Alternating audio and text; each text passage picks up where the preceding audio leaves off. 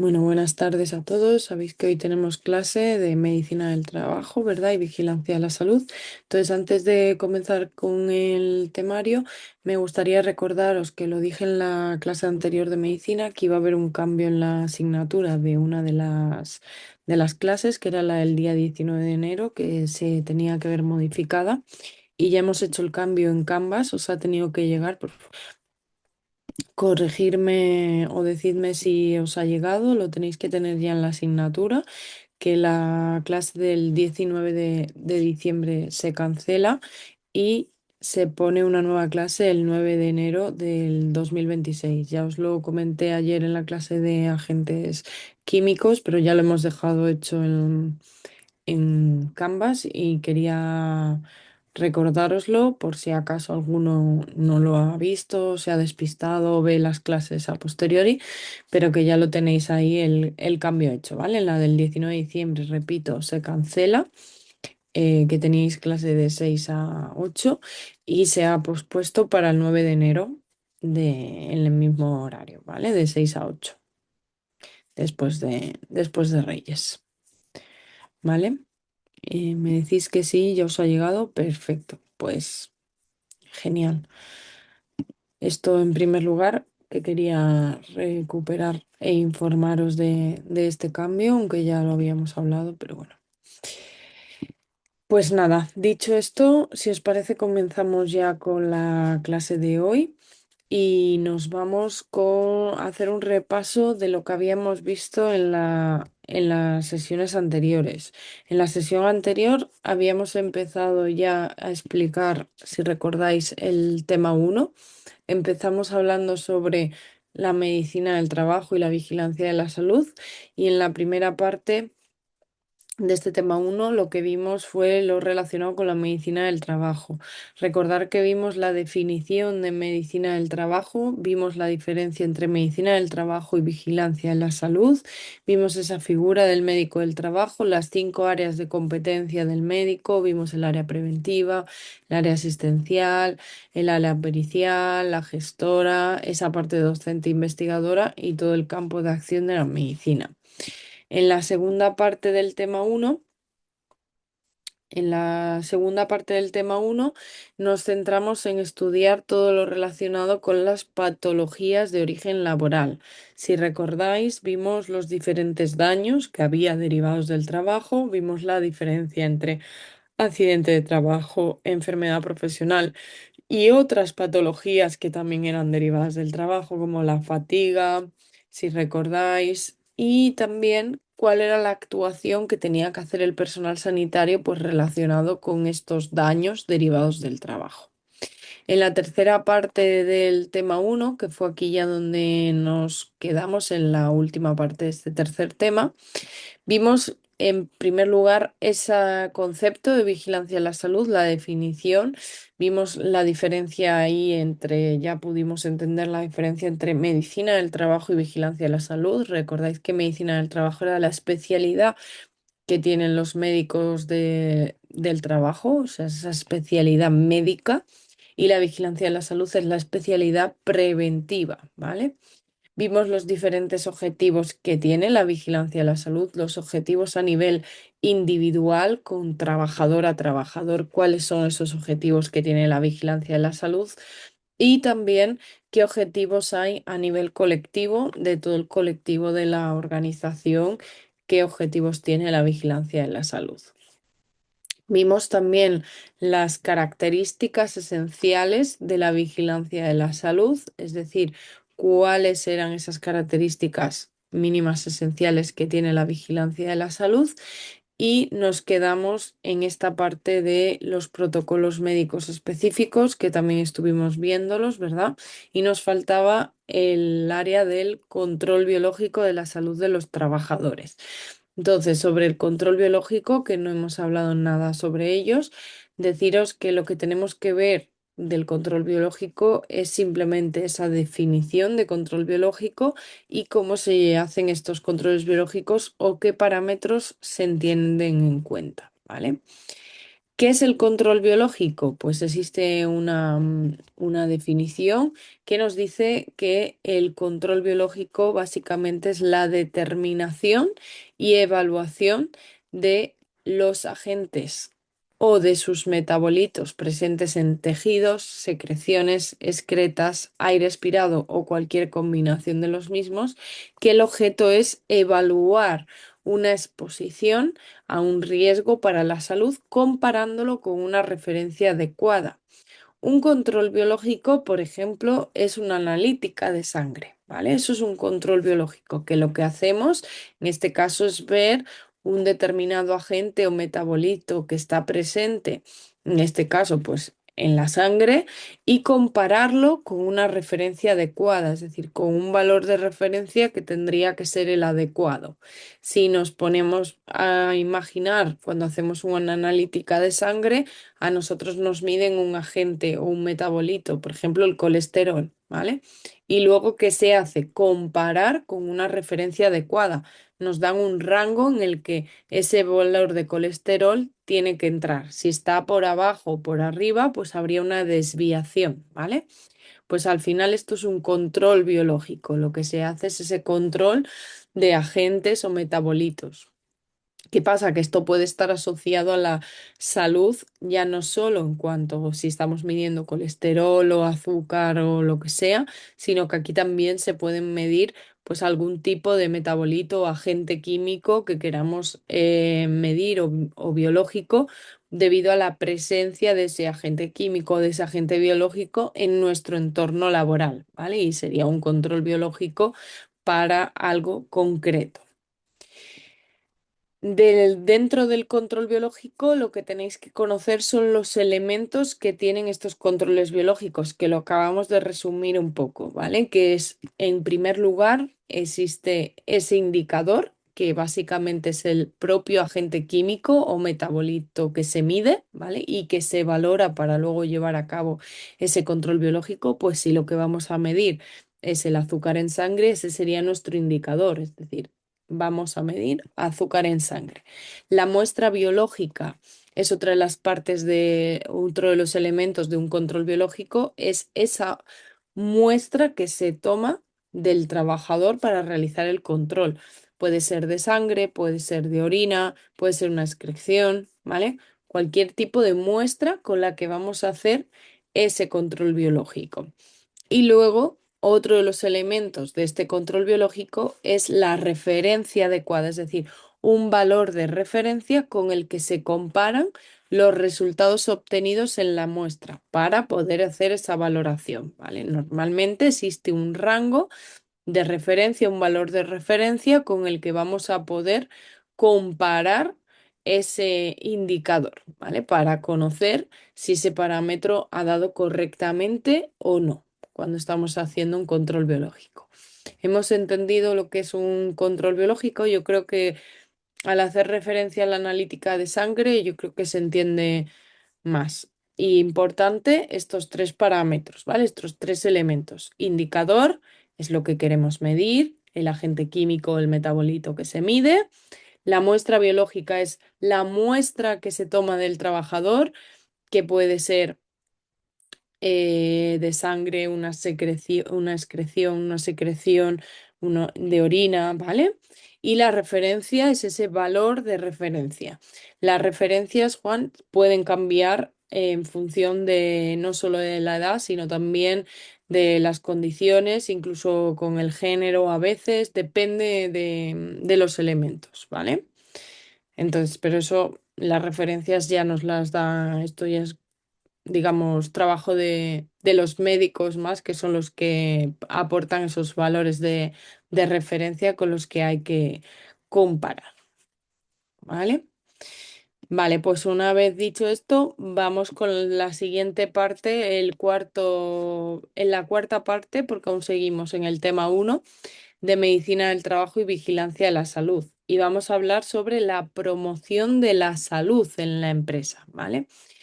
¿Qué es esto de la promoción de la salud en la empresa? Vimos que durante el tema uno íbamos a ver esto de la promoción de la salud en la empresa, íbamos a ver qué era esto del concepto que se tiene. Se habla mucho, supongo que habéis oído hablar mucho de la promoción de la salud, de la vigilancia de la salud en las empresas. Pues, ¿qué es esto de la promoción de la vigilancia de la salud? Vamos a ver qué beneficios tiene además esta promoción de la vigilancia en la salud, los criterios de aplicación y qué medidas podemos aplicar, ¿vale? ¿Qué es esto de la promoción de la vigilancia de la salud? Pues también está definido. ¿Y dónde lo definieron? Pues lo definieron en la Organización Mundial de la Salud, en una red europea que hubo de la promoción de la salud y deciden que la promoción de la salud en el trabajo básicamente nos dicen que consiste en aunar los esfuerzos de los empresarios, los trabajadores y la sociedad para mejorar la salud y el bienestar de las personas en el lugar del trabajo. ¿Qué quiere decir esto? Pues al final que la promoción de la salud y todo lo relacionado con la salud que vimos, si recordáis en la primera clase, que era ese triángulo que se mantenía en equilibrio, que era el bienestar físico, mental y social, nos dice que al final, aunque la empresa tiene un peso muy importante en todo lo relacionado con la salud de los trabajadores, que es algo de todos y que hay que aunar los esfuerzos de todos, no solo de la empresa, sino también de los propios trabajadores, porque si la empresa te da, imaginaros el EPI correspondiente para que tu salud, en este caso física, se mantenga, pero el trabajador no lo utiliza, pues al final la empresa puede hacer mucho en salud, en promocionar la salud, pero si el trabajador no forma parte de ello y tampoco es partícipe, pues al final no sirve de nada. Y la sociedad, porque también si la empresa hace muchas cosas alrededor, pero la sociedad tampoco contribuye, pues al final no se consigue mejorar la salud y el bienestar de las personas en todos los lugares de trabajo, ¿vale? Pues al final la promoción es que todas las partes, tanto la empresa como los trabajadores, como incluso la sociedad, intenten mejorar y suman esfuerzos para mejorar la salud y el bienestar de todas las personas en el lugar de trabajo. La promoción de la vigilancia de la salud, ahora lo veremos, se puede hacer de maneras diferentes. Hay diferentes acciones que se pueden tomar, ¿vale?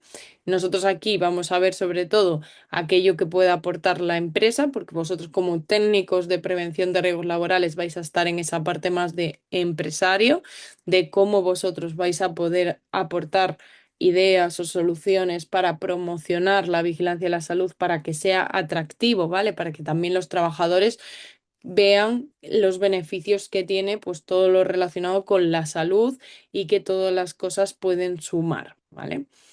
Porque ¿qué beneficios tiene la promoción de la salud en el trabajo? Muchos beneficios. Lo primero, lo más importante, es que mejora la salud de los trabajadores, ¿vale? ¿Y qué revierte esto? Que si mejora la salud de los trabajadores, va a disminuir también la siniestralidad, es decir, la accidentabilidad y que aparezcan enfermedades. Aumenta la productividad también, si mejora la salud de los trabajadores y todos tenemos motivación, estamos satisfechos, nuestro bienestar laboral es bueno, estamos a gusto, pues vamos a aumentar la productividad y reduce el asentismo laboral. Por lo mismo, si disminuye la siniestralidad, disminuye la aparición de enfermedades, también nosotros estamos bien, pues va a reducir ese asentismo laboral. Mejora el clima laboral, como la motivación y la participación de los trabajadores.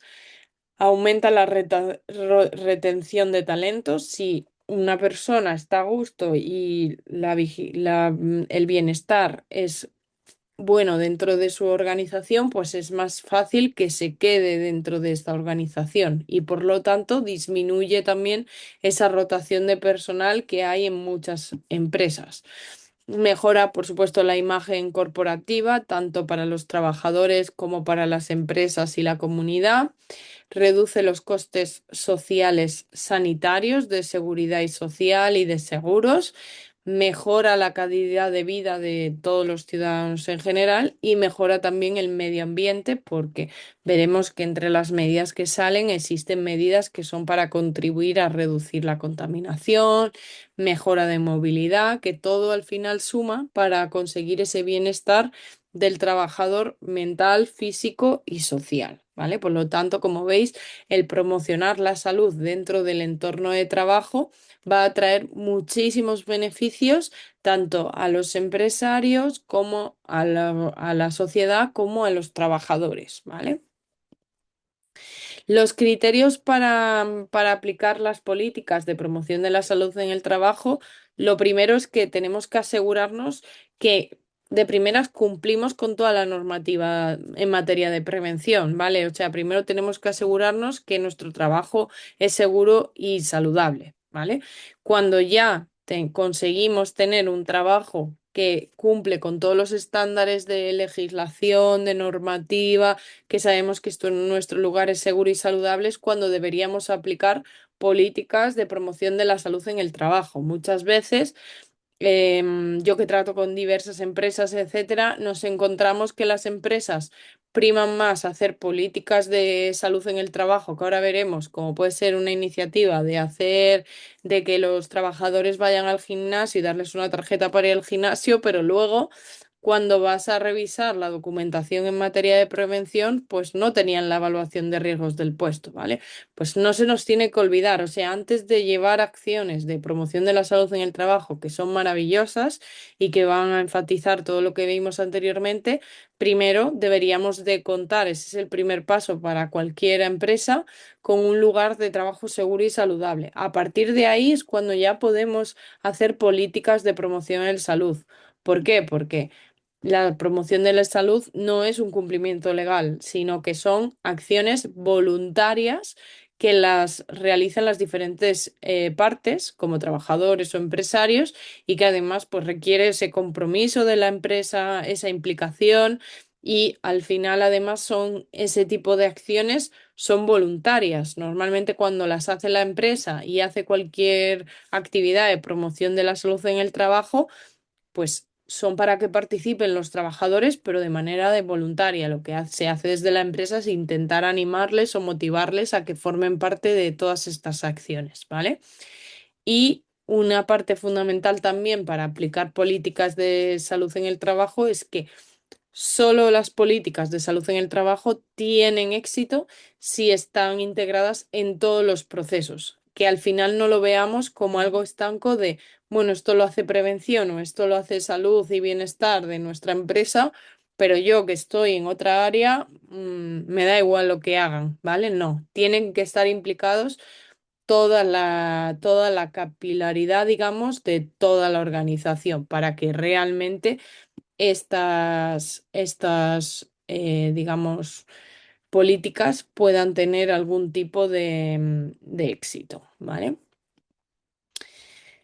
En cuanto a líneas de actuación de la promoción de la salud en el trabajo, hay tres en concreto, que la primera se basa en la prevención de riesgos laborales, que esto es lo primero, es el pilar fundamental, ¿vale? O sea, antes de aplicar esas acciones voluntarias, que son lo que todas las empresas quieren hacer, de promocionar la salud en el trabajo, etcétera, primero tenemos que tener una base muy buena de prevención de riesgos laborales, es ese pilar fundamental sobre el que se basan todas las actuaciones. Al final lo que queremos es ofrecer a los trabajadores un entorno laboral seguro, ¿vale? Y además, como decíamos antes, es una obligación legal que hay que cumplir. La segunda línea de actuación se basa en la cultura de la organización. También es un segundo paso antes de llegar a esas acciones voluntarias, que sería lo último, que es que hay que establecer unos valores comunes, ¿vale? Y unos estándares, unas políticas de cómo deben de interaccionar las personas entre sí, tanto dentro de la organización como fuera, ¿vale? Hay que tener una política de cultura organizativa. Y ya, por último, la última línea de actuación de la promoción de la salud en el trabajo, la más conocida, son esas acciones voluntarias, ¿vale? Cuando se llega aquí es que ya antes la prevención de riesgos laborales y la cultura de organización están correctas, ¿vale? Y esas son esas acciones voluntarias que la empresa realiza para fomentar no solo entornos seguros y saludables, exentos de riesgo, sino que también vamos a adoptar medidas saludables por parte de los trabajadores de alguna manera, de manera voluntaria, ¿vale? ¿Qué tipos de medidas os puedo enseñar de la promoción de la salud en el trabajo? Que igual si os las digo ahora no habíais identificado como que pueden formar parte de esta promoción de la salud en el trabajo y que tienen que ver con al final promocionar la salud en el ámbito laboral, pues tenemos medidas desde organización del trabajo, por ejemplo, las medidas de flexibilización de la jornada laboral. Si nosotros en nuestro día a día tenemos un trabajo que tiene un horario fijo y tenemos una flexibilidad de entrada o de salida de media hora, una hora o lo que sea, pues eso es una promoción de la salud en el trabajo. ¿Por qué? No nos va a afectar a nuestro bienestar físico, pero sí nos va a afectar a nuestro bienestar mental o social, porque igual lo compatibilizamos mejor con la conciliación familiar, etcétera. Lo mismo con las medidas de flexibilización de los puestos de trabajo. Esto se ha puesto muy de manifiesto cuando ha ocurrido todo lo de la pandemia, del COVID, mediante el teletrabajo. Pues esta medida de flexibilización del puesto de trabajo también es una medida y se puede aunar dentro de la promoción de la salud en el trabajo. Establecer políticas de comunicación internas definidas y con objetos concretos, ¿vale? También lo que se incluyan cuestiones relativas a la salud. Si nosotros sabemos cómo nos tenemos que dirigir, de qué manera, a quién y con objetivos, pues al final esa comunicación va a ser mucho más fluida y nos va a ayudar en ese bienestar, sobre todo mental, de nuestra salud en nuestro entorno laboral.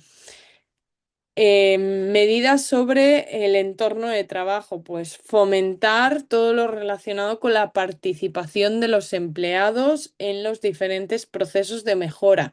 Si al final fomentamos la participación de los empleados en ese proceso de mejora del entorno del trabajo, al final lo que estamos fomentando es que esos trabajadores se vean implicados y cuando haya el nuevo puesto de trabajo y vayan a ese entorno de trabajo se van a sentir mucho más a gusto, ¿vale? Porque al final ellos han participado en el diseño, han estado dando su opinión y por lo tanto estamos promocionando también esa parte de la salud. Ofrecer alimentación sana, por ejemplo, en el comedor de la empresa. Estamos adoptando una medida que los trabajadores, pues, mejora su alimentación, su nutrición y, por lo tanto, su salud, ¿vale? Facilitar espacios para reuniones de carácter social, habilitar también espacios, por ejemplo, para la práctica de deportes, un tipo de medida. Luego vamos a tener medidas de actuación ya a nivel individual, ya no tanto colectivas, como puede ser pues, ofrecer y financiar cursos de formación en diferentes tipos de competencias sociales, de control de estrés, de promoción de hábitos saludables, ¿vale? Ofrecer y financiar la realización de actividades deportivas, ofrecer y financiar programas de ayuda de, por ejemplo, la prevención al tabaquismo, promover la impartición de consejos en hábitos saludables durante ese examen médico periódico. Por ejemplo, en los exámenes médicos periódicos, ahora en muchas empresas ya se hace un protocolo específico, unos consejos de hábitos saludables del sueño, del hábito del sueño, de temas relacionados con el estrés, con la ansiedad, o establecer programas de ayuda al empleado, ¿vale? Por ejemplo, en muchas organizaciones también, no sé si lo habéis visto en alguna de las que estáis, pues existen muchos programas de atención o de ayuda al empleado con el que puedes hablar a través de una aplicación o lo que sea con psicólogos, ¿vale? Pues puedes contar lo que te está ocurriendo en el trabajo, te pueden hacer un pequeño triaje, explicarte cómo mejorar, etcétera, ¿vale? Pues estos son ejemplos de medidas de la promoción de la salud en el trabajo. Mira, dice Juan Ignacio que él tiene telemedicina, por ejemplo, ¿vale? Son medidas que igual en vuestro día a día igual no os habíais dado cuenta, pero que forman parte de todo ese englomerado que vuestra empresa o vuestra organización está haciendo para promover la salud en el trabajo, ¿vale?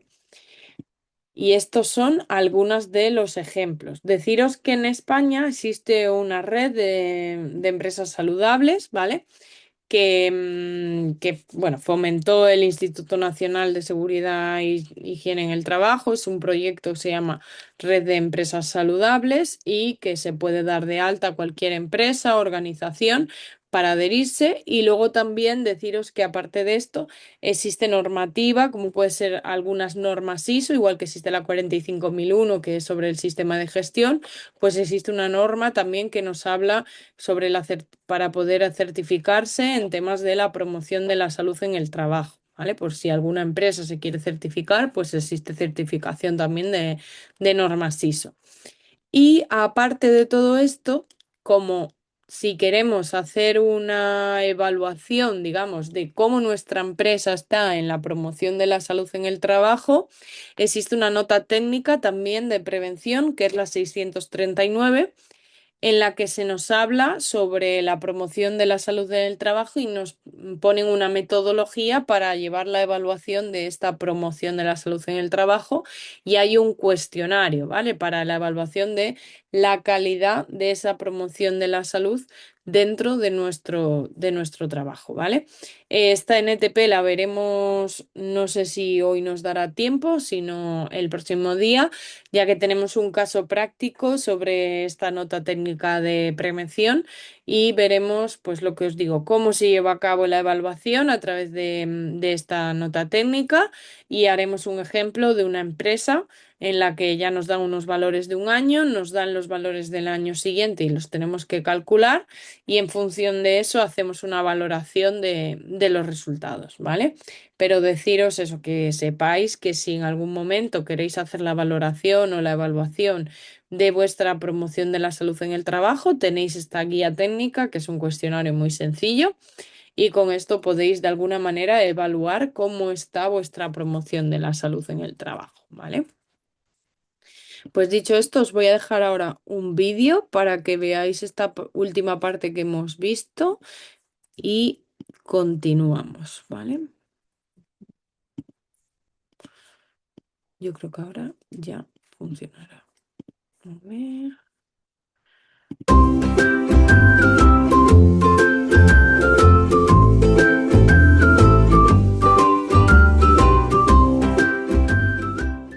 Promoción de la salud en el trabajo.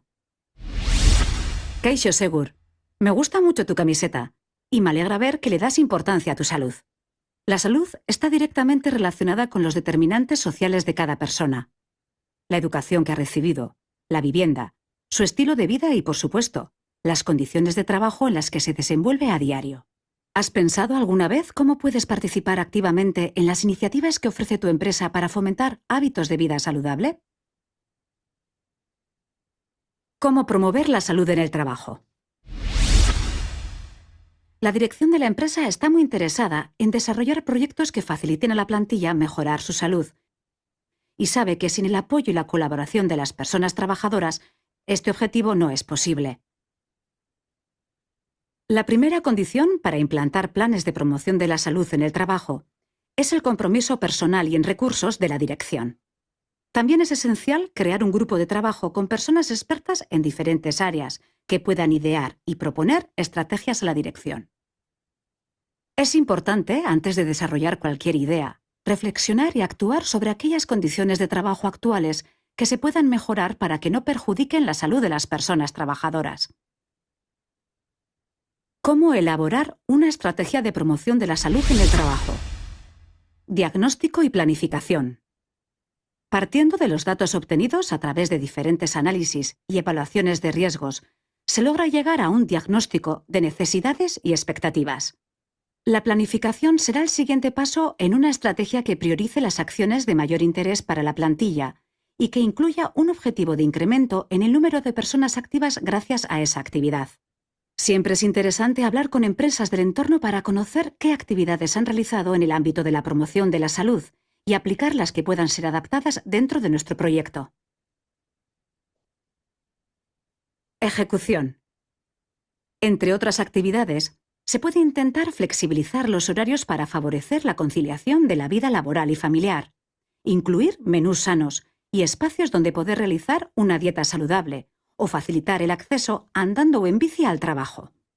En ocasiones resulta interesante contactar con organismos públicos para abordar los aspectos que se escapan al ámbito de la empresa, acordando, por ejemplo, condiciones especiales para el uso del equipamiento deportivo de la localidad o facilitando, a través de la gestión de horarios, que la plantilla pueda realizar ejercicio físico. Evaluación y mantenimiento. Por último, si se aprecian datos positivos en el incremento de la actividad física, las acciones se deben mantener en el tiempo y, si no fuera así, será necesario incluir otras que permitan llegar al objetivo marcado. Recuerda, la implantación de planes de promoción de la salud en las empresas consigue beneficios, tanto para las personas que trabajan en ella como para la empresa, generando un sentimiento de pertenencia a un proyecto común. Vale, como veis es un poco un resumen de lo que hemos visto de la promoción de la salud en el trabajo, ¿vale? Y vamos a pasar a la quinta parte del tema uno, que hablamos ya, ya nos vamos a centrar en cómo investigar pues todo lo relacionado con las enfermedades profesionales, ¿vale? Vamos a ver el objetivo que tiene la investigación de estas enfermedades profesionales y el procedimiento y análisis de la investigación, cuáles son los principios básicos, la realización y si es necesario o no la revisión de la evaluación de riesgos laborales, ¿vale?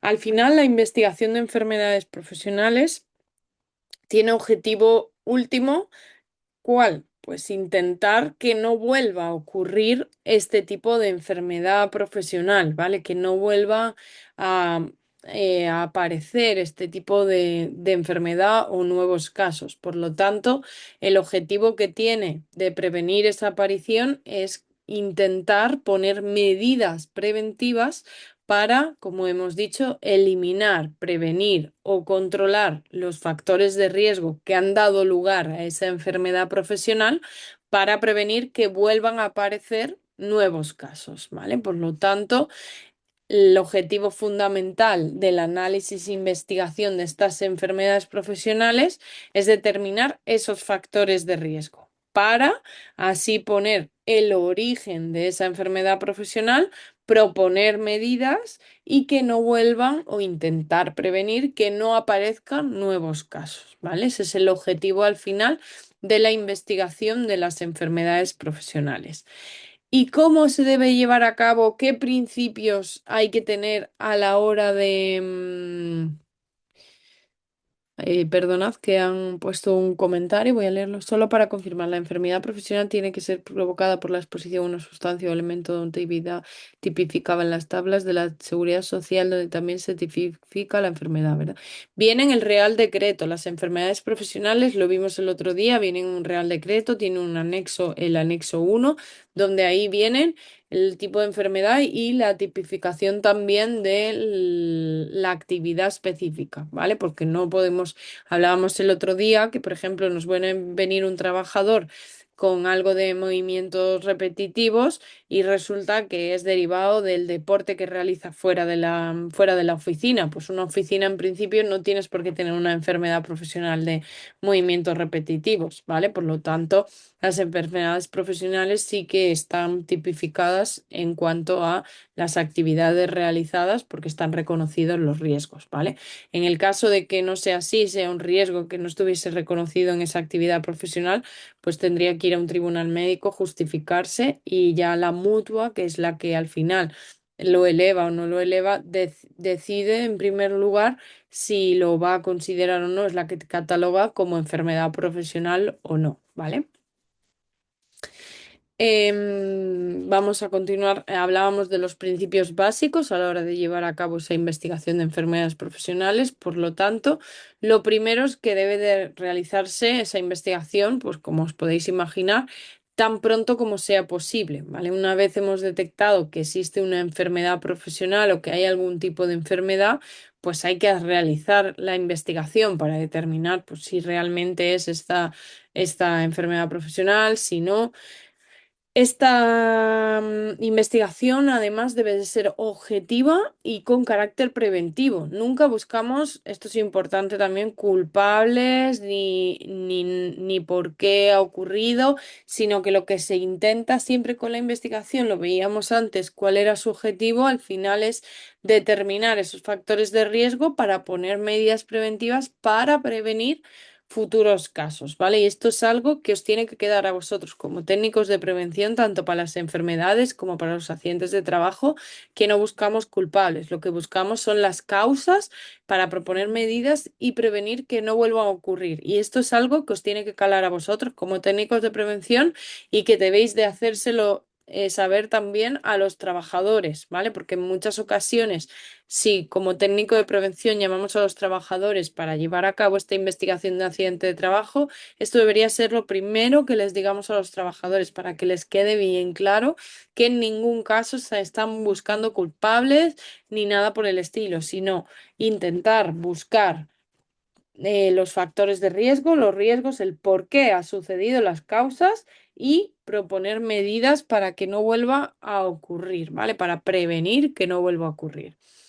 Tiene que ser realizada por un equipo multidisciplinar. ¿Por qué? Porque ya estamos hablando de una enfermedad profesional, entonces es necesario la participación de médicos del trabajo, que son los que conocen las enfermedades, ¿vale? Y técnicos de prevención, ¿por qué? Porque son los que conocen los riesgos a los que está expuesto ese trabajador, ¿vale? Por lo tanto, debe ser un equipo multidisciplinar el que lleve a cabo la investigación de esa enfermedad profesional.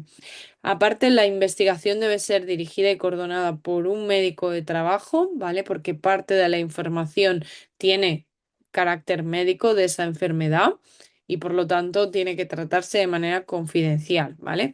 Y luego, tal y como establece también la Ley de Prevención de Riesgos Laborales, el Comité de Seguridad y Salud o los delegados de prevención o delegados de personal de nuestra empresa tienen que participar en este proceso, ¿vale? Se les debe de comunicar, oye, se ha iniciado un proceso de investigación y oye, se ha cerrado ese proceso de investigación, ¿vale? Pues se debe de comunicársele y debe de participar en ese proceso.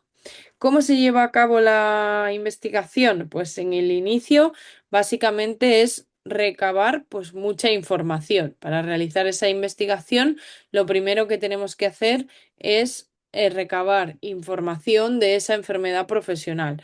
Aquí os muestro 6 cosas en concreto, que es lo más relevante, que es vamos a tener que tener pues obviamente los datos del trabajador, los datos de la empresa, los datos de esa enfermedad, los datos de la vigilancia de la salud, es decir, los últimos reconocimientos médicos, las últimas cartas de aptitud, los protocolos de vigilancia de la salud específicos que se les han practicado, etcétera, ¿vale?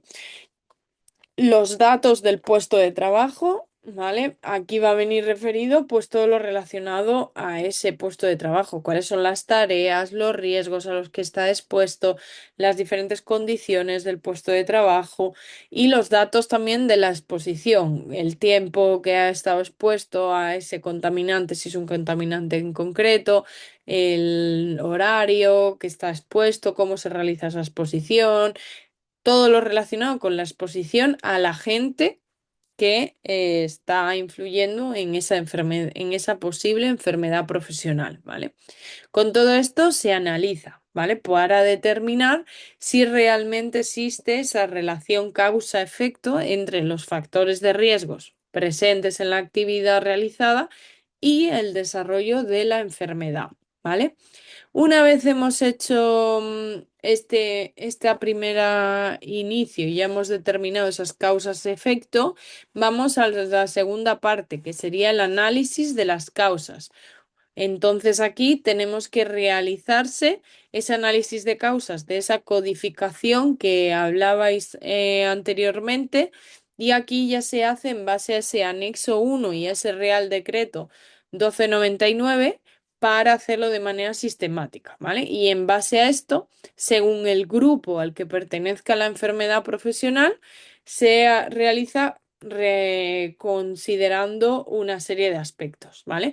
Si, por ejemplo, estamos en enfermedades de grupo 1, grupo 4, grupo 5 y grupo 6, que vienen aquí tipificadas, lo que vamos a tener que revisar o analizar es la agente, el subagente o la actividad, las vías de exposición que se emplean, el tiempo de exposición o la concentración. Sin embargo, si estamos hablando de enfermedades del grupo 3 lo que vamos a ver es ese agente, la vía de exposición también, pero también el posible mecanismo de transmisión. En el grupo 2 que ya estamos hablando de agentes físicos, recordad que pueden ser vibraciones, ruido, bueno, aquí vienen tipificadas cuáles son en el Real Decreto, ¿vale?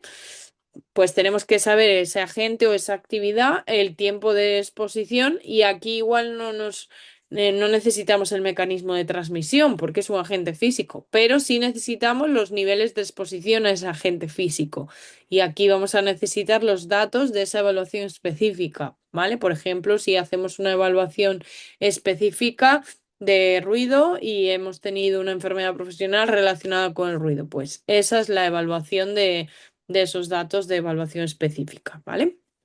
Otro tipo de agentes físicos, pues lo mismo la valoración de la exposición. Y una vez hemos hecho todo el análisis de causas y hemos tenido todo eso en cuenta, ya es cuando hacemos esa última, bueno, uno de los últimos apartados que son las conclusiones, ¿vale? Dice Juan, yo he tenido un caso por exposición a silicatos y me llamó el médico. Entiendo que tú eres técnico de prevención o estás en el servicio de prevención, entonces te llamaría porque os pediría la evaluación realizada en cuanto al agente químico, si se había hecho algo en cuanto a la sílice, supongo, ¿no? O para determinar los riesgos, la exposición. Claro, sílice cristalina, pues el tiempo de exposición al que está expuesto, si realmente existe ese riesgo en el puesto de trabajo, todo eso es lo que necesitaría el médico, mediciones, efectivamente. Es esa parte de análisis de causas, ¿vale?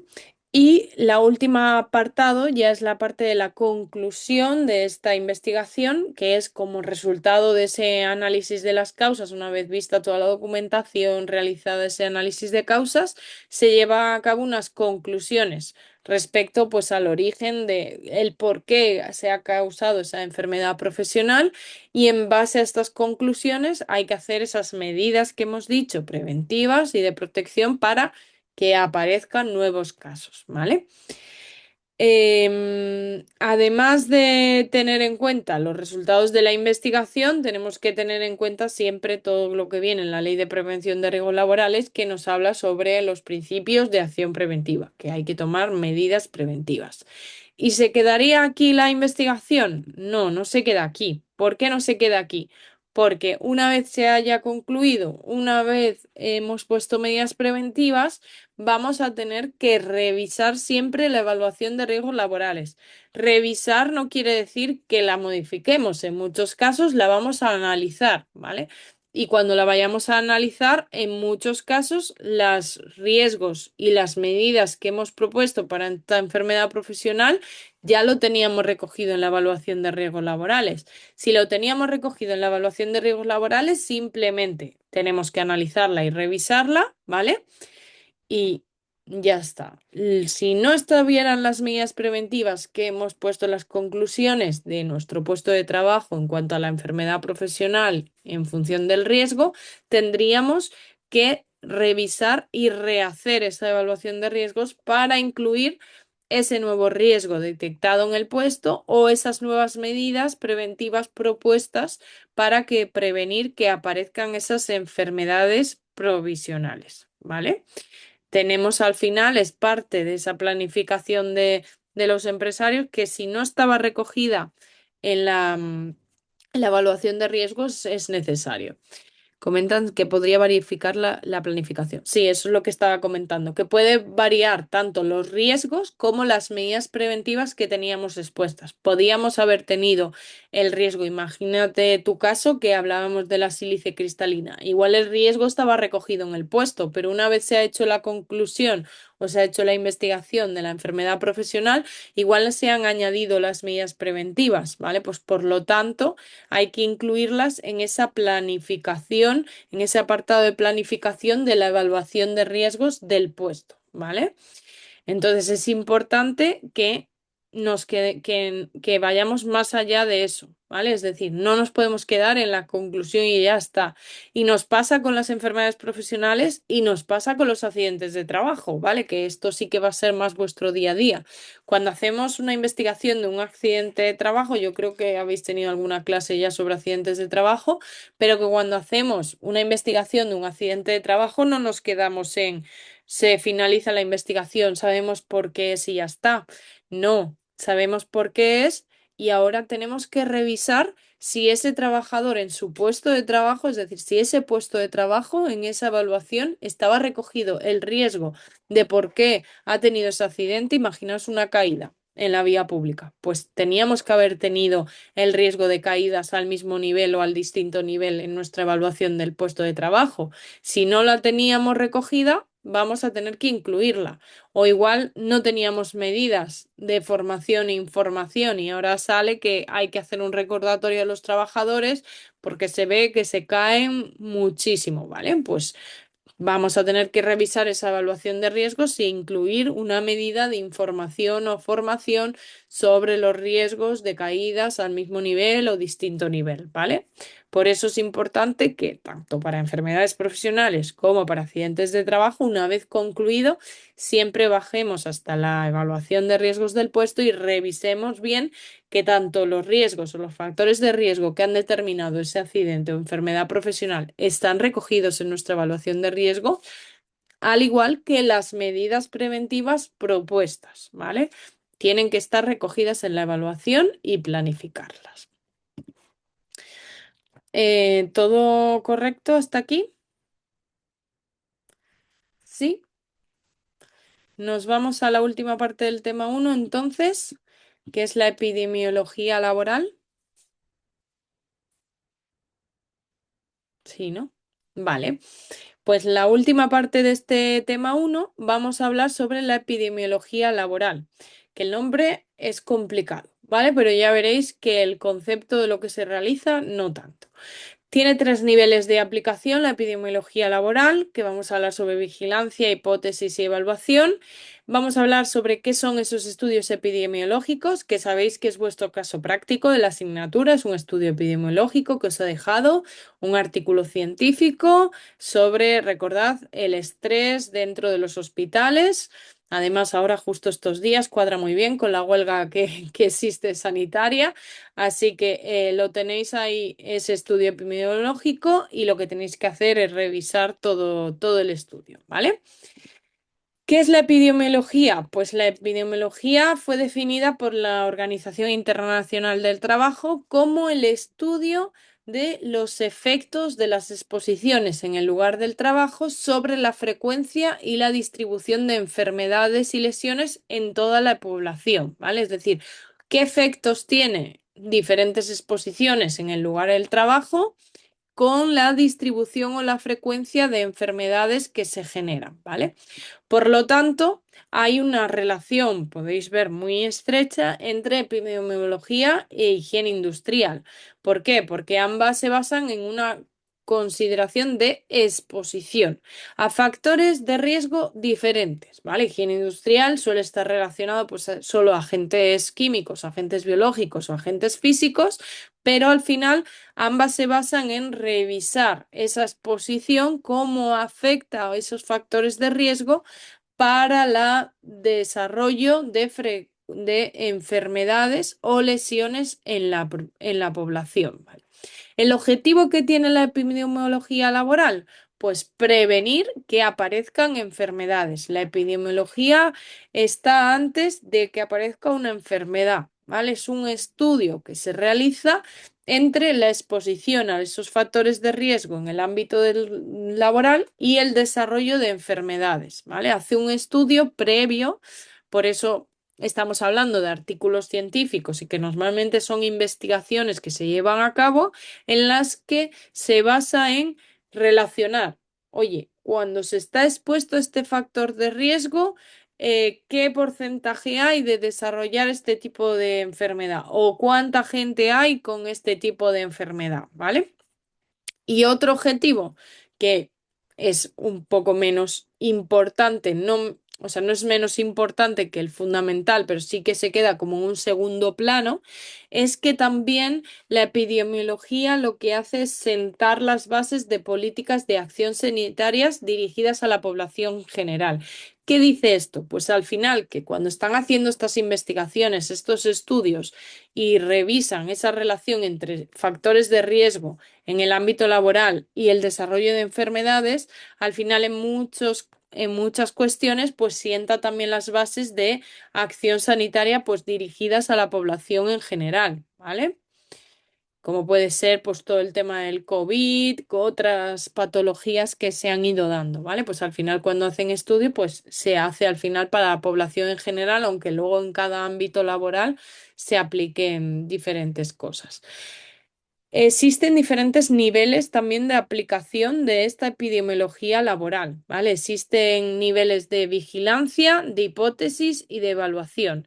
Nivel de vigilancia es que básicamente este nivel de aplicación de la epidemiología laboral consiste en el inventario y la descripción de enfermedades, ¿vale? Que aparecen en distintos grupos de trabajadores. Es cuando se analizan esos primeros signos que pueden indicar la exposición a factores de riesgo de enfermedad.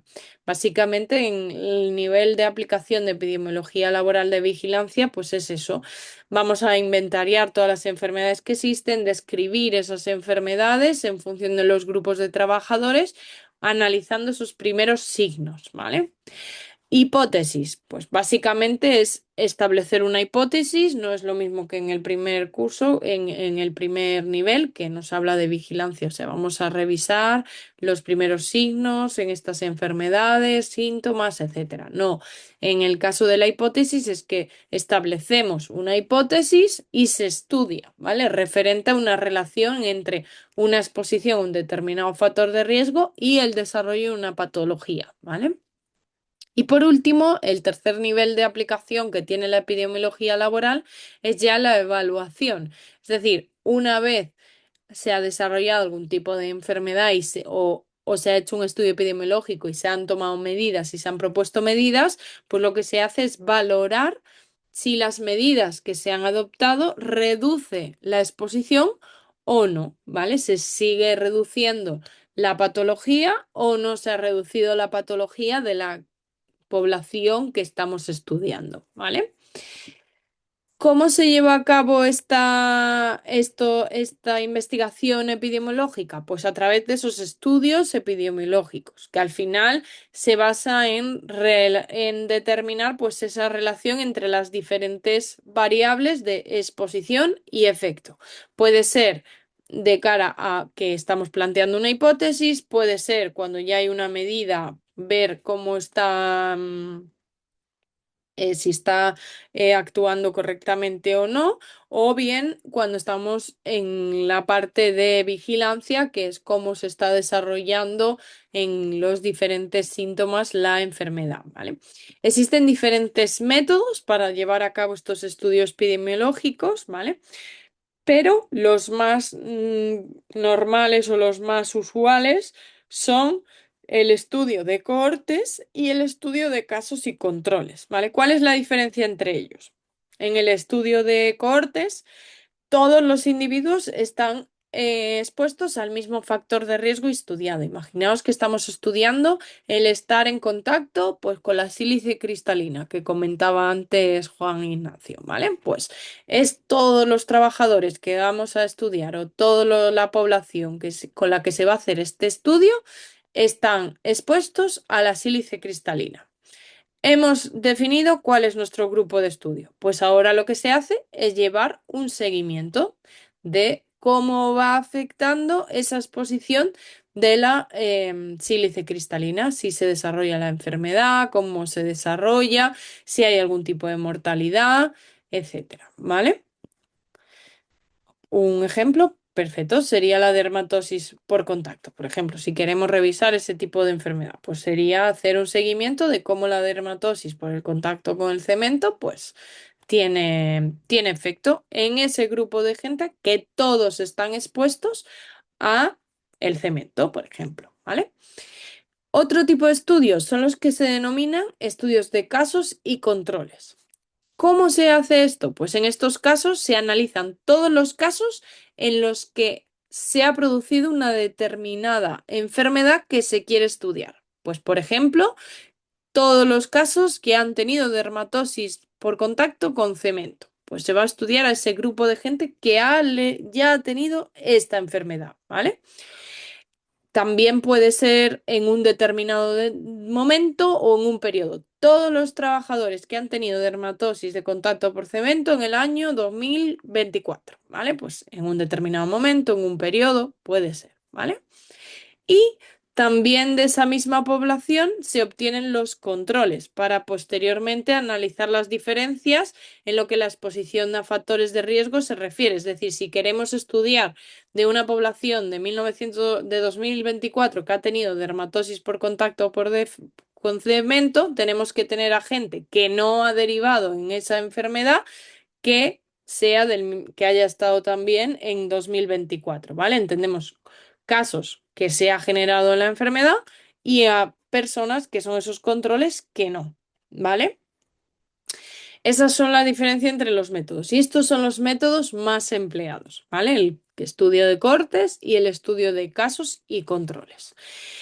Y aparte, con todos estos estudios, os tendréis que estar ya entendiendo que al final todo se basa en la estadística y todo esto consiste en un tratamiento estadístico, ¿vale? ¿Por qué? Porque la estadística es lo que nos va a permitir cuantificar y medir estos resultados y al final es algo que necesitamos para analizar los resultados y para poder dar datos.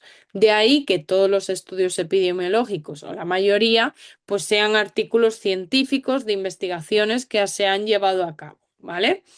Y una vez dicho esto, esto es lo que os queda a vosotros en ese caso práctico, ese artículo científico, y tenéis que ver cómo se lleva a cabo ese estudio y qué factores de riesgo determina, cuáles son las conclusiones, etcétera, ¿vale?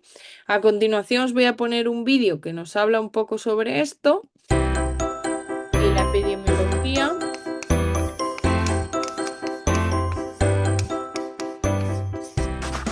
¿Qué es la epidemiología?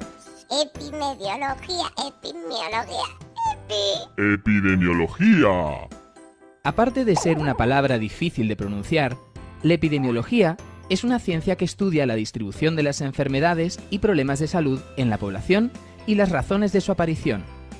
La salud de las personas depende de factores biológicos, factores relacionados con el medio ambiente, la alimentación, el consumo de alcohol y tabaco y factores sociales como el género o la clase social. La epidemiología utiliza distintos métodos. Los estudios de vigilancia y las investigaciones descriptivas ayudan a saber, por ejemplo, cuántas personas están afectadas por una enfermedad o problema de salud y cuáles son sus características. Y las investigaciones analíticas sirven para conocer las razones de la aparición de estos problemas de salud en la población. La epidemiología proporciona información para elaborar políticas e intervenciones para vigilar, prevenir, proteger y promocionar la salud de la población. El objetivo de la epidemiología es mejorar la salud de las personas. Y el de la Sociedad Española de Epidemiología es ayudarte a descubrir qué es esta disciplina. Gracias.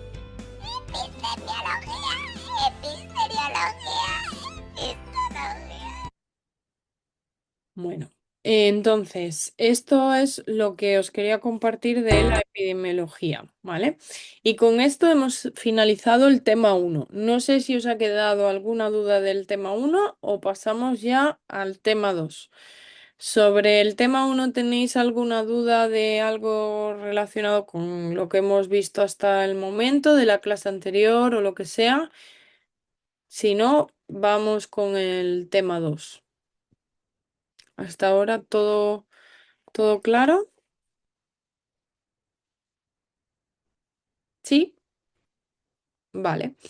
Pues entonces nos vamos con el tema 2. El tema 2 habíamos dicho que íbamos a hablar sobre primeros auxilios y socorrismo, ¿vale? Y dentro del tema 2 está dividido en varios apartados y el primero nos vamos a centrar en la organización de cómo se lleva a cabo esos primeros auxilios en la empresa, ¿vale?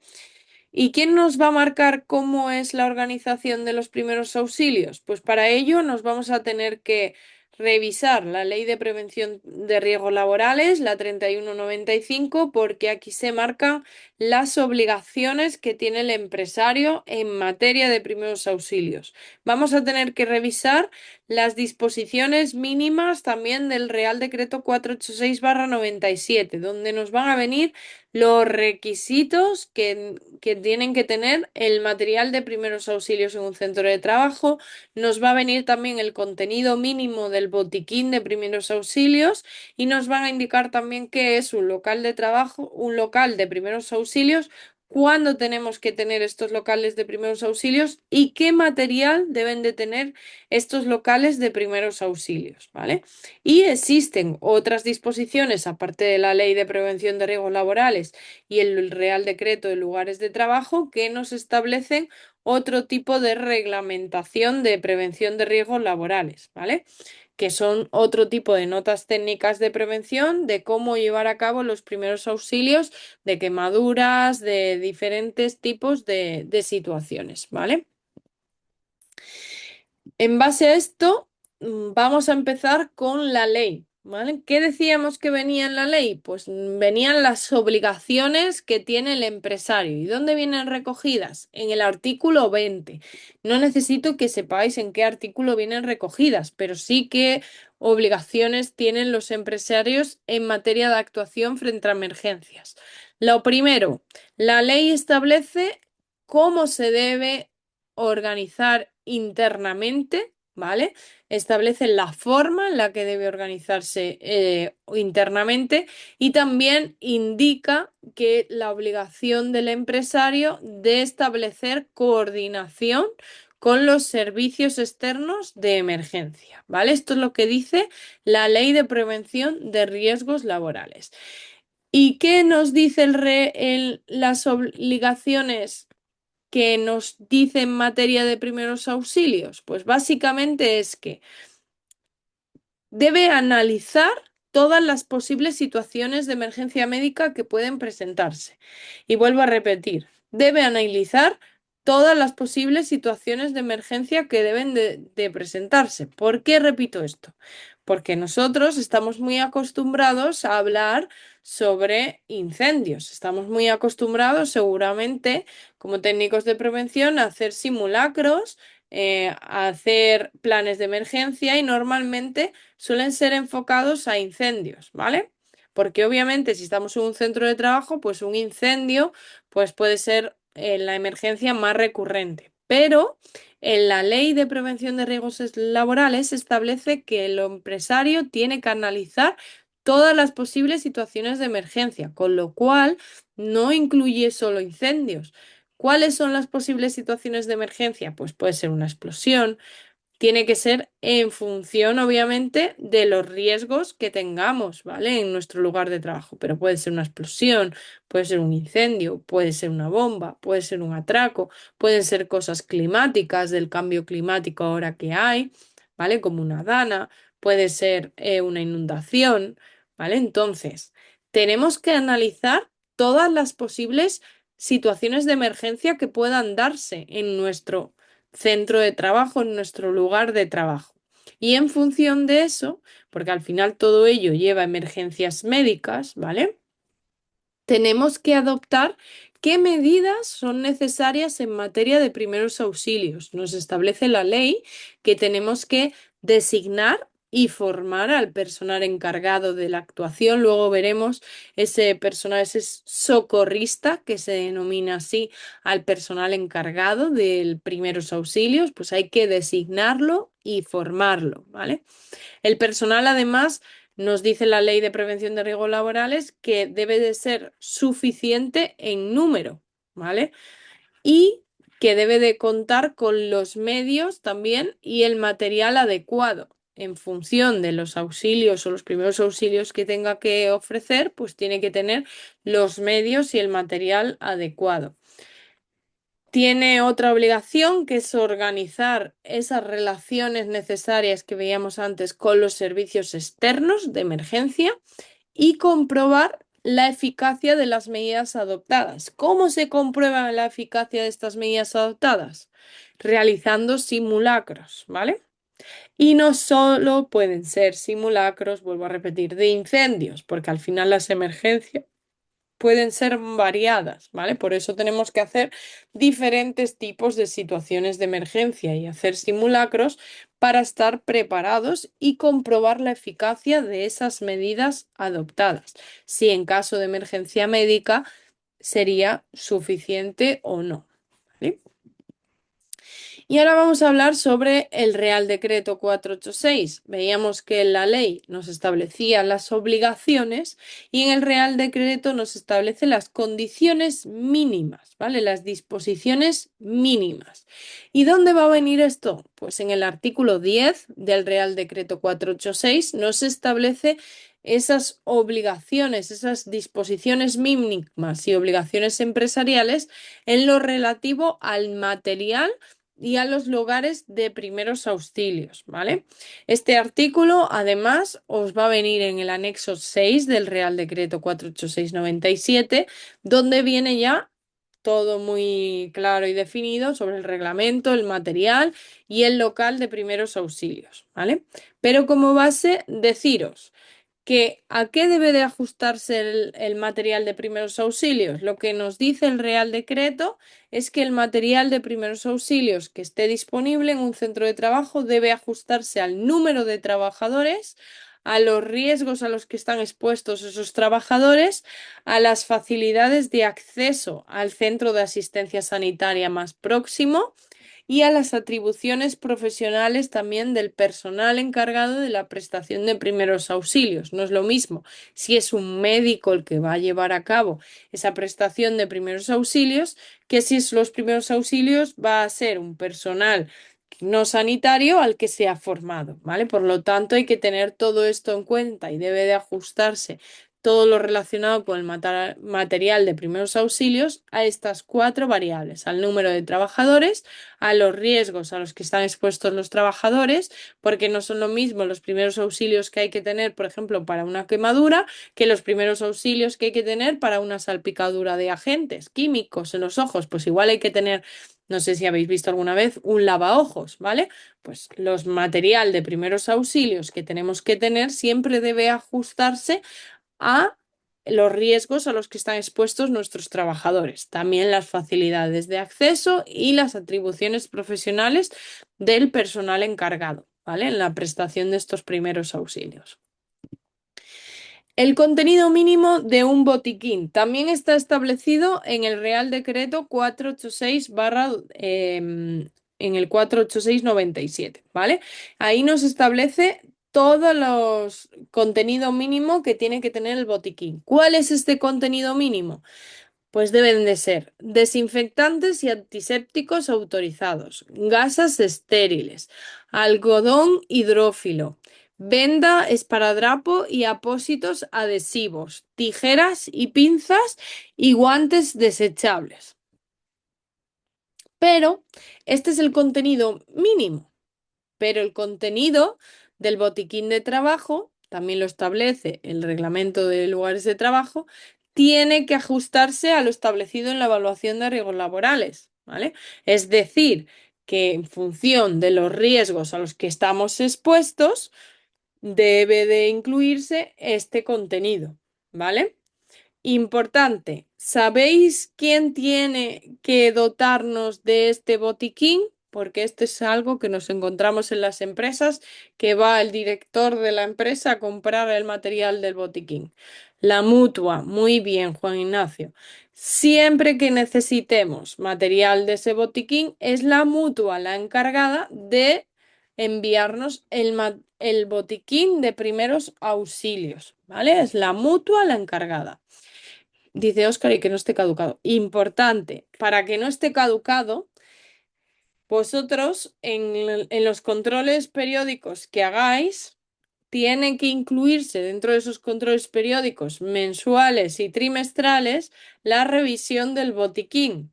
¿Vale? Esto es algo importante que debéis de incluir en esos controles periódicos para que de cara a que si en alguna ocasión, cuando se hacen esos controles periódicos, igual que se revisan otra serie de cosas, se revisan los botiquines, en el caso de que estén eh,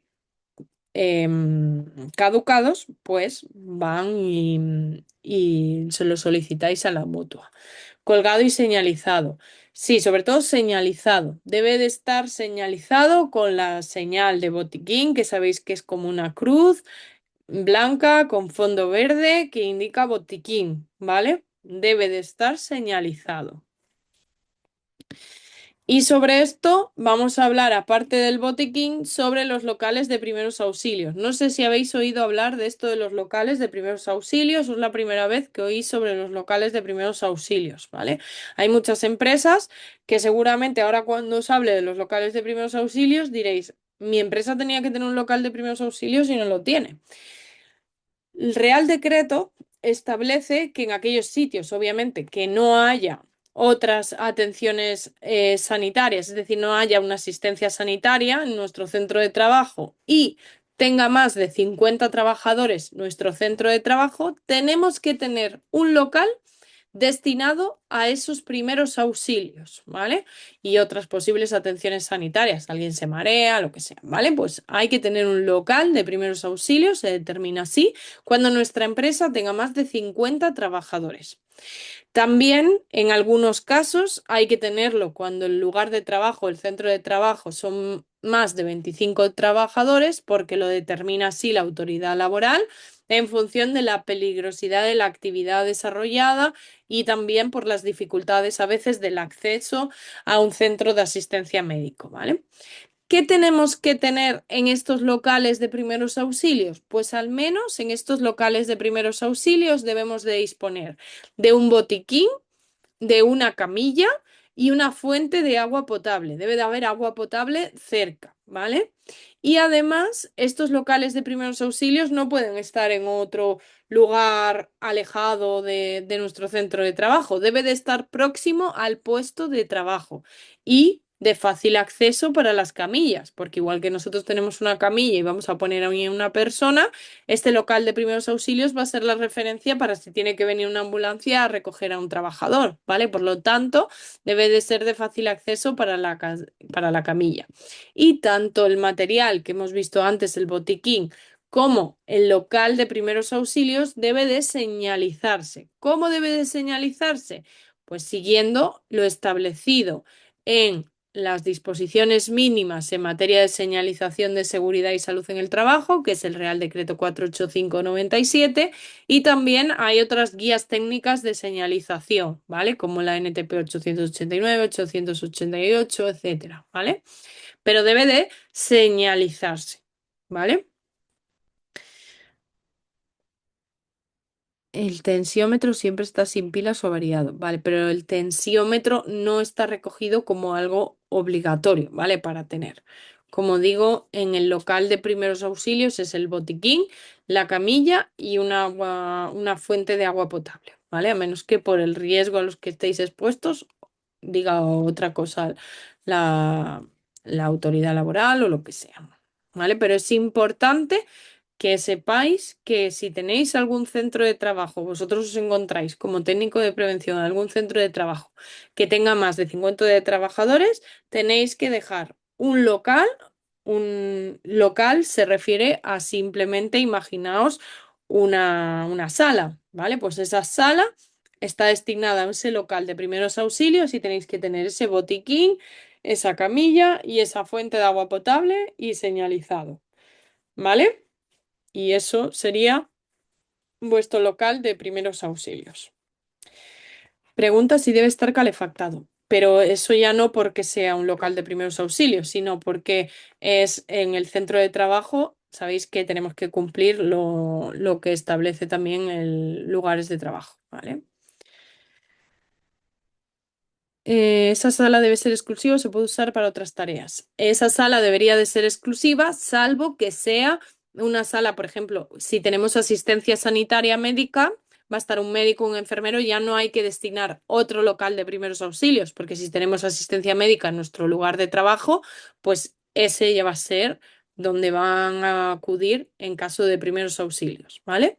Pero si no tenemos nada, esa sala, esa, digamos, aula, tiene que estar destinada solo al local de primeros auxilios, excepto, como digo, si es para asistencia sanitaria. ¿Vale? Yo lo he pedido desde marzo y aún nada. Bueno, pues que sepan que si les va una inspección, les puede decir esto, ¿vale? Porque si tenéis más de 50 trabajadores y cumplís lo que he indicado, está obligado que tengáis ese local de primeros auxilios. Vale, vale. Pues continuamos entonces, ¿vale? Y nos vamos con la segunda parte del tema 2. Esta parte es muy sencilla porque ya habéis oído hablar de esto muchísimo. Además, creo que tenéis, si no recuerdo mal, o ya la habéis tenido, una charla con temas de primeros auxilios y socorrismo, ¿verdad? Y entonces en esta segunda parte, aún no la habéis tenido, vale, pero la tendréis. Siempre hay una en esta materia que os hablan sobre eso. Ahora creo que ya sí que os han anunciado la de trabajadores especialmente sensibles, algo de adaptación de puestos, ¿verdad? Y vais a tener otra también de eso, de lo que os digo perdón, de primeros auxilios y socorrismo, ¿vale? Entonces, yo lo que os voy a decir, no os voy a decir nada nuevo, aparte del protocolo PAS es algo que ya conocéis, pero es parte de la materia de la asignatura, es parte del temario y lo tenemos que recordar, ¿vale? También la prestación de los primeros auxilios, que nos habla sobre el socorrista, las características que tiene el personal encargado de la prestación de primeros auxilios y la formación que tiene que tener el personal encargado de primeros auxilios, ¿vale? Protocolo PAS, lo conocemos todos, es esa intervención que hay que hacer, ese protocolo de actuación básico, ¿vale? Porque al final, si existe una emergencia médica, si existe unos primeros auxilios que hay que ejercer, cuando actuamos de manera rápida, en caso de que sea necesario, a veces puede ser crucial. Sabéis que en función del tipo de emergencia médica puede incluso suponer el si hemos prestado socorro a la víctima antes o después, pues puede suponer incluso la diferencia entre la vida o la posibilidad de sufrir secuelas graves o la muerte, ¿vale? Por lo tanto, ya lo habéis estudiado en la asignatura 4, que es esencial que todo el personal de una empresa esté concienciado y conozca ese procedimiento básico de actuación ante cualquier tipo de emergencia y este es el protocolo PAS, que vamos a recordar ahora. Recordamos, si tenéis el carnet de conducir de seguridad con la Dirección General de Tráfico, seguro que ya os lo han contado también, porque yo cuando hice el carnet se hablaba sobre esto, y es proteger, avisar y socorrer. Proteger, que es que antes de actuar tenemos que asegurarnos siempre que tanto el accidentado como nosotros estamos fuera de todo peligro, ¿vale? Tanto el accidentado como nosotros, que muchas veces vamos a proteger al accidentado y nos olvidamos de nosotros mismos, ¿vale? Pues nosotros que aún no estamos accidentados también nos tenemos que proteger, ¿vale? Para no tener ningún tipo de peligro.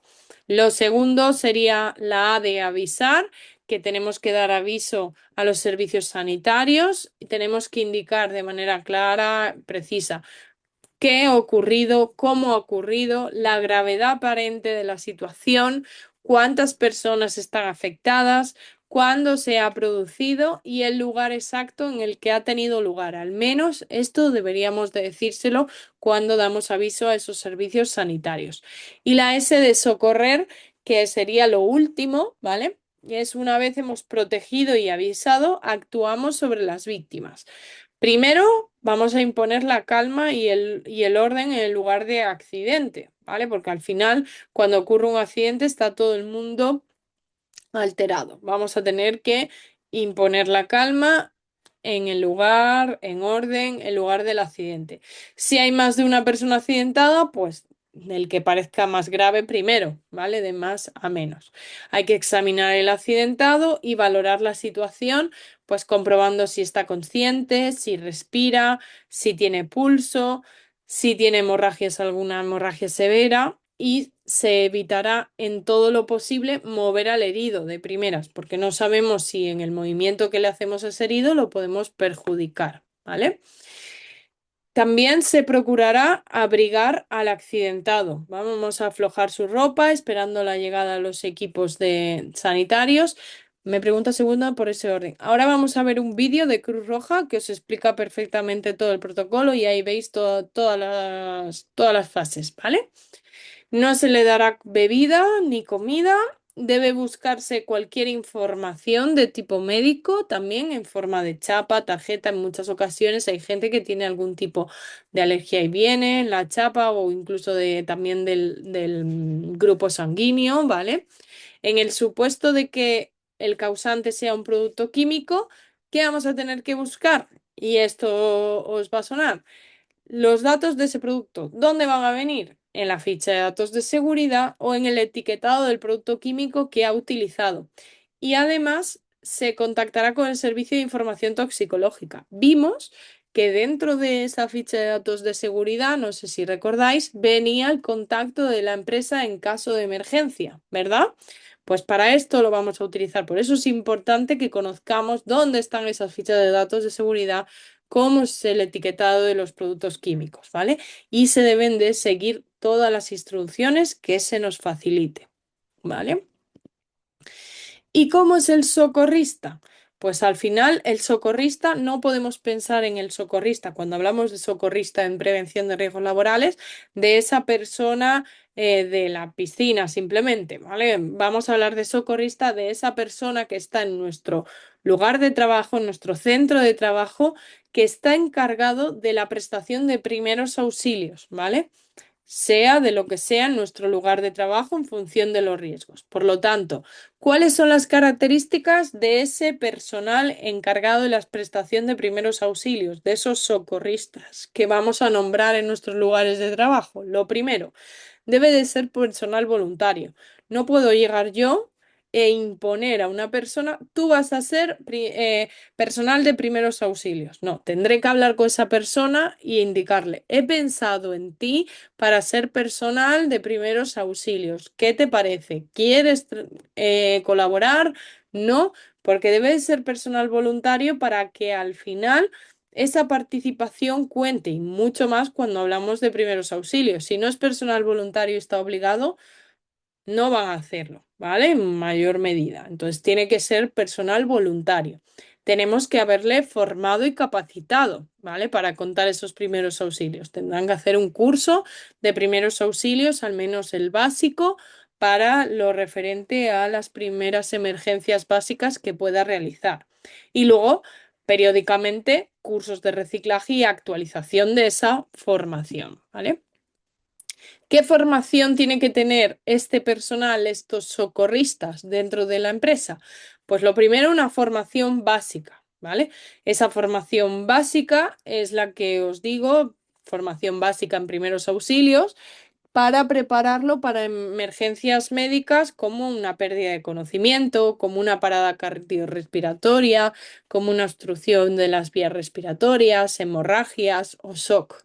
Luego le podemos formar también en una formación complementaria. Esto va a ser en algo complementario que queramos capacitarle para atender alguna urgencia médica como una quemadura, una contusión, una fractura, una luxación, un esguince, ¿vale? Y ya luego sería formación específica en función de los riesgos que vamos a tener en nuestro entorno laboral, ¿vale? En función de cada empresa.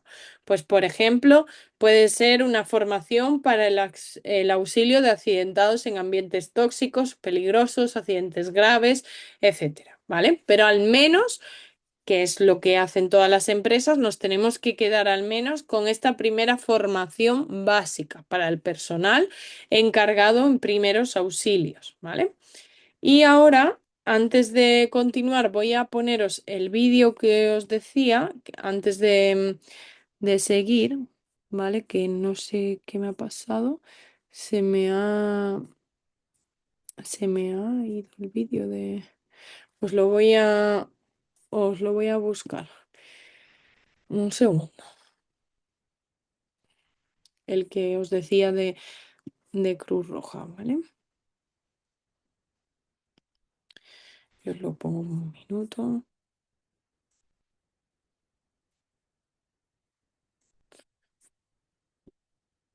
El recurso preventivo debe tener esta formación. El recurso preventivo, no. A ver, el recurso preventivo no tiene por qué tenerla. Dependerá de si no hay personal de primeros auxilios en la empresa, pero si no, no tiene por qué tener el curso, ¿vale? Porque no está encargado de... Otra cosa es que lo encarguen de primeros auxilios.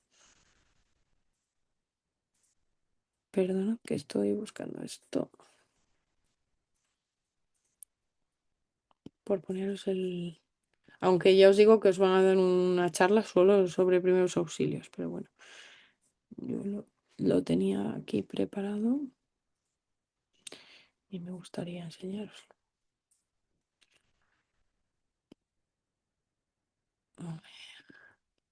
Aquí está, creo que es este. Voy un momento.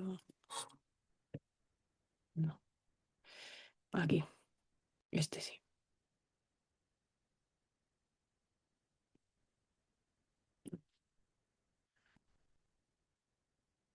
Pues lo voy a buscar aquí. Y os lo pongo. Que lo tengo guardado. O sea que.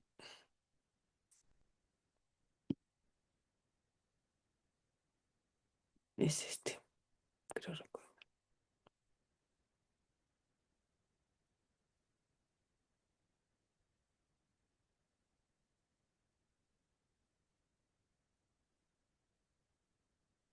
Sí. Vale. Os lo comparto un segundo.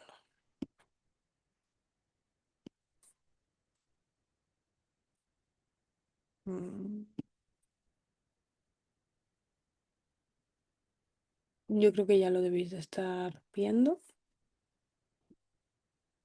Ahora solo falta. Conducta PAS es Ahora. escribir una secuencia de acciones al encontrarnos una situación de emergencia. La sigla PAS corresponde a proteger, avisar y socorrer. La conducta PAS es el primer protocolo que debemos aplicar ante cualquier situación de emergencia, nos encontremos en el contexto en el que nos encontremos. Da igual cuál sea el espacio, da igual cuál sea el momento, el accidente que haya ocurrido, deberemos aplicar este protocolo. El protocolo PAS son 3 siglas, las cuales se explican proteger, avisar y socorrer. Lo más importante ante cualquier emergencia es que no se produzca otra situación de emergencia. Para ello, lo primero de todo va a ser la P, proteger. Debemos proteger diferentes cosas. Lo primero que vamos a proteger es a nosotros mismos. Tenemos que protegernos para poder actuar como socorristas y no pasar a ser otra víctima. En cuanto a protegernos a nosotros mismos, podemos tomar diferentes medidas. Lo primero de todo y que todos conoceremos es si tenemos disponibilidad de aplicar EPIs y usar EPIs, usarlos, como pueden ser simplemente guantes, mascarillas, cualquier medida de protección, cualquier barrera sanitaria.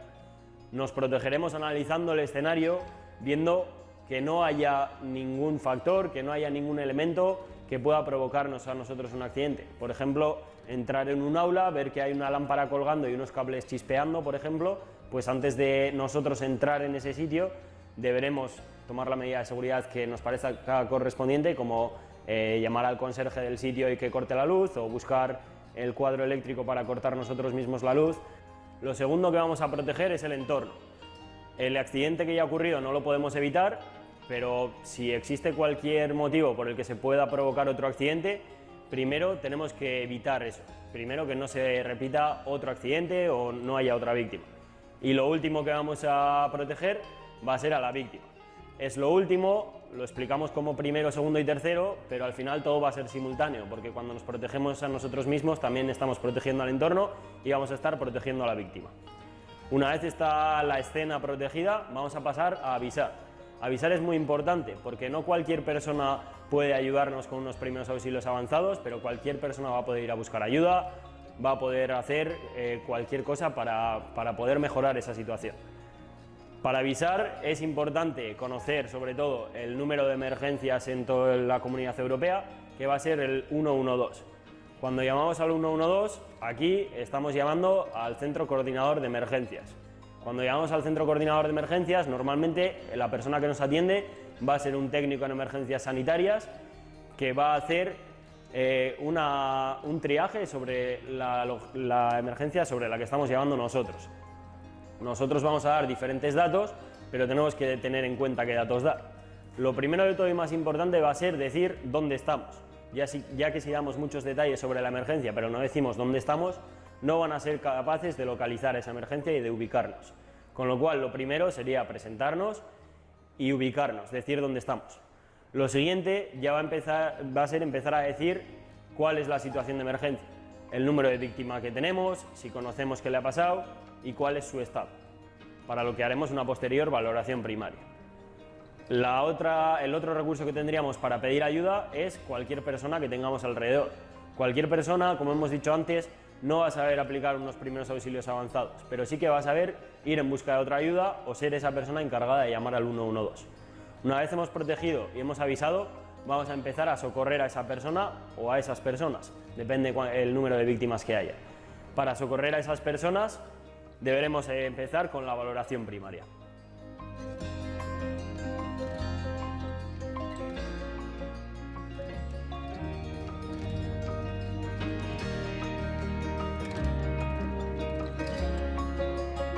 Si queréis os pongo el de valoración primaria, pero yo recomiendo, si queréis ver más sobre esto, que ya os digo, en Cruz Roja hay muchísimos vídeos sobre esto, ¿vale?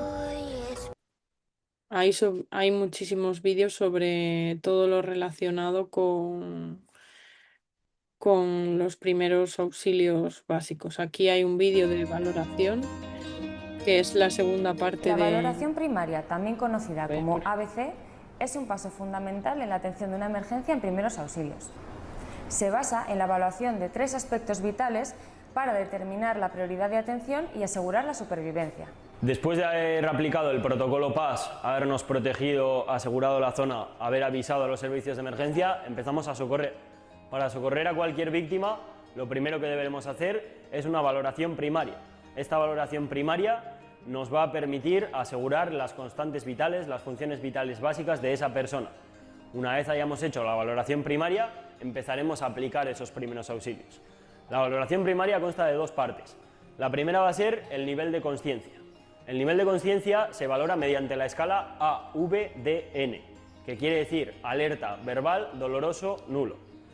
Que una persona está alerta quiere decir que no tenemos que realizarle ningún tipo de estímulo para que esa persona nos responda. Esa persona directamente, nosotros vamos a ver que está despierta, puede estar mareada, puede estar aturdida, pero va a estar despierta y va a estar reaccionando a los estímulos que hay alrededor. Una vez tenemos a una persona alerta, nosotros sabemos que está alerta, vamos a decir que esa persona tiene un nivel de consciencia pleno, va a tener una consciencia total. Si nosotros tenemos sospecha de que esa persona puede que no esté consciente o no tenga una consciencia plena, deberemos empezar a aplicar estímulos. El primer estímulo que vamos a aplicar sería un estímulo verbal, directamente. Bueno, y aquí, pues yo, si queréis, os dejo el enlace a este vídeo, que la verdad que los vídeos de Cruz Roja de primeros auxilios están muy bien. Entonces os dejo aquí el enlace por si lo queréis visualizar, ¿vale? Que es sobre esos principios de acción básica. Sería ya esa parte de socorrer, cómo la llevaríamos a cabo, ¿vale? Y ya os digo, de todas maneras, os van a dar una sesión solo hablando de esto, ¿vale? Así que no creo que tengáis problema, ¿vale? Y dicho esto, entonces, vamos a iniciar al menos. No creo que nos dé tiempo a finalizarlo porque no tenéis dudas, entiendo, ¿no? Hasta el momento, ¿o queréis preguntar algo?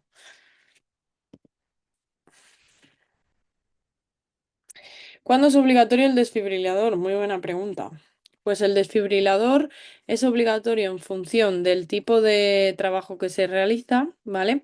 Y también en función no solo del tipo de trabajo que se realiza, sino también de la comunidad autónoma. Marca una serie de características. Entonces lo tenéis que ver en función de vuestra comunidad autónoma y de las características del puesto de trabajo, del tipo de trabajo, ¿vale? No hay algo específico directamente, sino que va a ser en función del tipo de trabajo, del número de trabajadores y de lo que obligue la comunidad autónoma o la normativa local. ¿Vale? Por ejemplo, para poneros un ejemplo, yo tengo un mismo centro de trabajo con más o menos el mismo número de trabajadores en Asturias, en Oviedo, que en Vigo y que en Coruña. Y por ejemplo, en Galicia es obligatorio el desfibrilador, el uso del desfibrilador, y tengo que tener un desfibrilador y lo tengo en Coruña y otro en Vigo, y sin embargo en Asturias no lo necesito, ¿vale?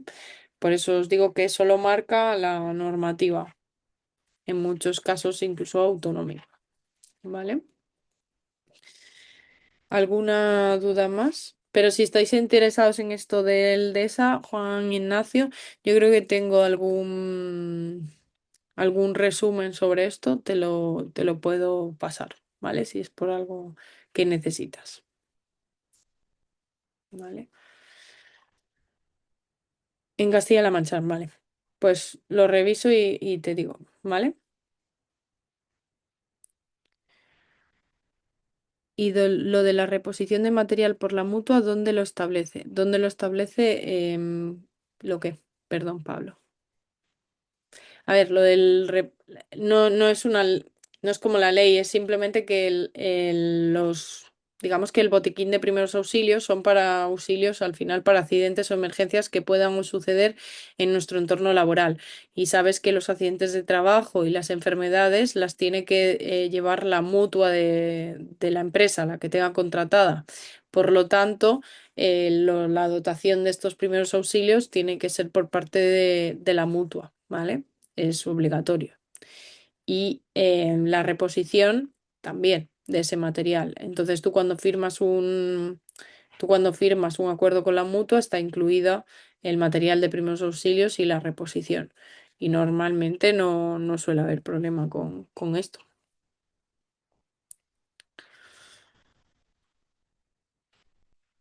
¿Vale? Sí, ya está contratado, sí. Pero que es obligatorio que ellos lo hagan, ¿vale? Es obligatorio porque ellos son los que te prestan servicio para la atención de accidentes y de emergencias. Entonces, como la mutua no puede estar en tu lugar de trabajo siempre, pues tienen que prestarte los botiquines de primeros auxilios, ¿vale? Porque en muchos casos son cosas leves, un accidente leve, un corte, imagínate, o lo que sea, ¿vale? Y no es necesario ni siquiera la atención en muchas ocasiones, ¿vale? Pues voy a comenzar, pero terminaremos, o sea, volveremos sobre el caso el próximo día, ¿vale? Porque no nos va a dar tiempo, porque son menos cuarto, no nos da tiempo a finalizarlo, ¿vale? Pero por deciros que vamos a hacer un caso en la próxima clase sobre la promoción de la salud. Hemos visto y hemos hablado sobre la promoción de la salud en el trabajo y hemos visto que era algo que era cuantificable y medible y lo vamos a hacer a través de una nota técnica de prevención, que es la 639. ¿Y qué es esta nota técnica de prevención? Pues al final esta nota técnica de prevención es un cuestionario, ¿vale? Este cuestionario nos va a ayudar pues a evaluar esa calidad de intervenciones que se han hecho en la promoción de la salud en el trabajo. Se va a hacer un cuestionario donde se hace un seguimiento de todas las intervenciones. Al final se ven las fortalezas y debilidades de las intervenciones y nos ayuda a establecer un nivel de calidad que además anualmente lo podemos ir revisando, podemos volver a hacer la evaluación, hacer el cuestionario, ir viendo en lo que hemos mejorado, en lo que hemos fallado y qué medidas podemos implementar, ¿vale? En este cuestionario se estudian diferentes áreas, ¿vale? En concreto, se estudian el 6 áreas que son estrategia y compromiso empresarial, recursos humanos y organización del trabajo, planificación de la promoción de la salud en el trabajo, responsabilidad social, desarrollo de las acciones y los resultados, ¿vale? Y con todo ello, pues a través de este cuestionario se van dando valores y en función de eso obtenemos unos resultados, ¿vale? Que nos va a dar un porcentaje, ¿vale? En cada una de las áreas y de manera global. Cada una de estas áreas va a estudiar una serie de factores concretos que van a hacer preguntas de cada una de estas áreas para ver en promoción de la salud en el trabajo cómo estamos. Por ejemplo, vamos a comenzar con la primera área. La primera área nos habla sobre la estrategia y el compromiso empresarial. Al final, la promoción de la salud en el trabajo depende de cómo sean percibidas y de cómo se realicen, ¿vale? Es decir, tiene que ser una necesidad que tenga la empresa, ¿vale? No tiene que ser algo impuesto la promoción de la salud en el trabajo, sino que la propia empresa, los directivos y todo lo relacionado con el compromiso empresarial, pues tengan esa responsabilidad y esa necesidad. ¿Para qué? Para que al final se integre en todos los sistemas de gestión, ¿vale? Y al final ese éxito de las intervenciones, pues en medida va a ser por esta responsabilidad. Por lo tanto, por ejemplo, que exista una declaración de intenciones por escrito, es decir, una política, pues es muy importante. Al igual, pues que la dirección de la organización apoye todas estas actividades, ¿vale? Los recursos necesarios, que existan recursos necesarios y que haya también un seguimiento, ¿vale? Pues en esta área, las preguntas, ¿cuáles van a ser? Pues si existe esa declaración de intenciones, si la dirección está implicada en el desarrollo de las actividades, si existe recursos necesarios, ¿vale? Pues el cuestionario va a andar sobre este tipo de cuestiones en el área de estrategia y compromiso empresarial. El segundo área que vamos a analizar va a ser lo relacionado con recursos humanos y organización del trabajo, también importante. Es decir, cómo se gestionan los recursos humanos, si se tienen en cuenta las habilidades, las aptitudes y la experiencia de los trabajadores a la hora de planificar y organizar las tareas, es decir, cuando estamos haciendo las tareas, cuando estamos organizando las tareas, ¿existe algún tipo de planificación? ¿Existe una participación de los trabajadores en el diseño y en la toma de decisiones? ¿Cómo se organiza el trabajo? ¿También están los trabajadores? Pues todo eso va a ahondar en esta área del cuestionario, ¿vale? La tercera área del cuestionario es sobre la planificación, es decir, no podemos hacer actividades de promoción de la salud en el trabajo porque hoy se me ocurra una, mañana se me ocurra otra sin ningún tipo de planificación. Lo que va a haber esta área es que realmente existe un modelo de cómo se hace, por qué se hace, si existe un fin, si se ha comunicado además a todo el personal, ¿vale? Debe de basarse en una evaluación que exista en necesidades, ¿vale? Hay necesidades tanto observadas como percibidas de la empresa y en ese establecimiento de prioridades. También otra de las áreas nos habla sobre la responsabilidad social, ¿vale? Pues no solo hablamos sobre cómo se lleva a cabo pues esa gestión de recursos humanos, sino también pues otro tipo de iniciativas que si apoya a la empresa, iniciativas de promoción de la salud tanto a nivel local como regional, fuera del ámbito de la empresa, sino que en el ámbito social, que también tiene repercusión, ¿vale? Otra área que nos va a hablar ya sobre el desarrollo de las acciones que se han llevado en promoción de la salud en el trabajo. Entonces, por lo tanto, se va a revisar si ha habido medidas que sean de diseño de puestos de trabajo saludables, que haya medidas de comportamiento saludables, si se integran esas medidas, si no se integran, ¿vale? Pues esta área va a ahondar sobre todo eso relacionado con el desarrollo de esas acciones de promoción de la salud en el trabajo.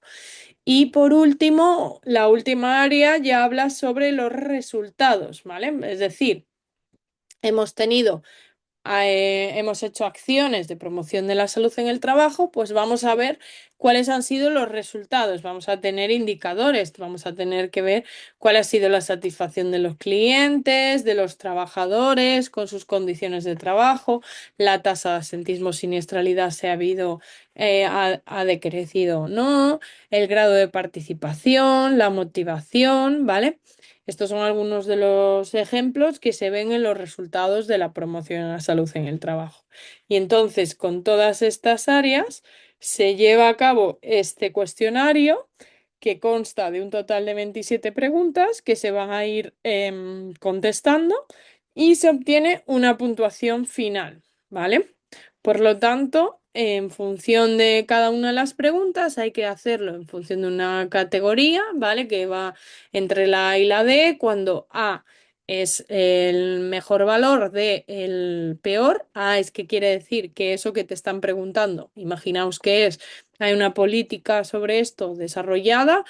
A significa que se ha alcanzado totalmente, que la actividad es considerada ha alcanzado su objetivo y que es un buen ejemplo. Y D, que ni siquiera ha empezado, que no hay evidencia de actividad alguna o algunas buenas ideas, pero prevalecen las intenciones. ¿Vale? Pues en función de eso, cada una de las preguntas, de estas 27 preguntas de las diferentes áreas, se van contestando de la A a la B y luego se hace una ponderación de las mismas con este cuestionario, lo veremos el próximo día, y en función de eso se obtiene un porcentaje tanto para cada una de las áreas, ¿vale? Como un porcentaje global, ¿vale? También tenemos un porcentaje de cada una de las áreas y luego un porcentaje de éxito de la organización, del perfil de la organización. Y con ello, pues podemos poner medidas de cada una de estas áreas o de la evaluación global, ¿vale? Con lo cual, si os parece, ya os lo he comentado, tenéis la NTP, os la voy a dejar aquí también por si la queréis leer antes de hacer el caso práctico en la próxima clase. Espera, que os dejo aquí NTP. ¿Vale?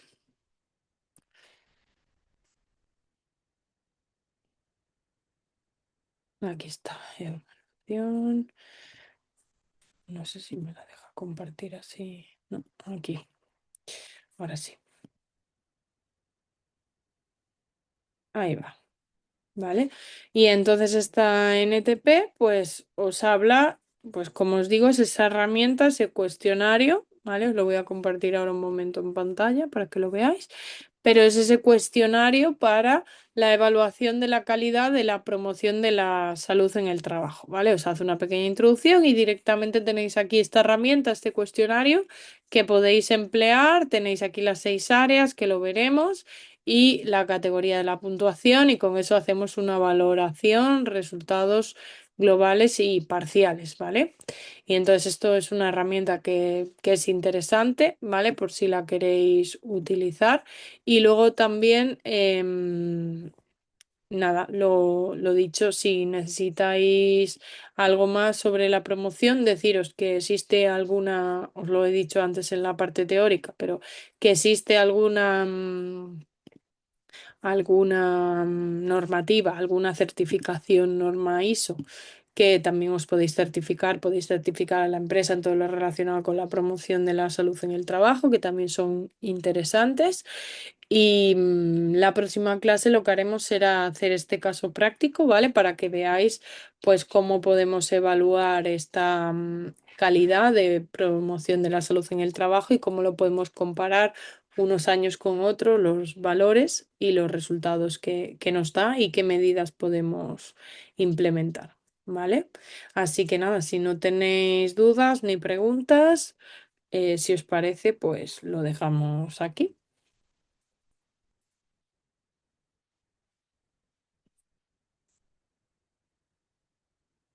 Sí, nada. Vale, pues que sepáis, como siempre, que tenéis mi correo, que es yolanda.moldes@ufv.es y cualquier cosa, pues hablamos, ¿vale? Muchas gracias a todos. Que tengáis buena tarde. Hasta luego.